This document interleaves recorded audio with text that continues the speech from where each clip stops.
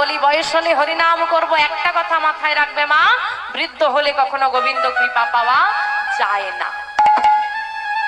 কেন পাওয়া যায় না? আচ্ছা, মায়েরা তো প্রত্যেকের বাড়িতে গোপাল আছে, গোপাল সেবা দেন তো? ফুল তুলে গোবিন্দের পূজা করো, কি ফুল দাও? 3 দিনের পচে যাওয়া বাসি ফুলটা না টাটকা ফুলটা? বাটা ফুলটা দেন। একটা কথা চিন্তা করে দেখুন তো বাবা, যখন ফুলটাই পচন লেগে যায়, বাসি হয়ে যায়, সেটা গোবিন্দের চরণে দিতে দ্বিধা হয় না? ফেলে দিত। যেটা সুন্দর থাকে, রসময় থাকে, ফুলের বোতল রস না থাকলে ভালো লাগে না, শুকনো হয়ে গেল। যেটা রসময় থাকে সেটাই গোবিন্দের চরণে দিই।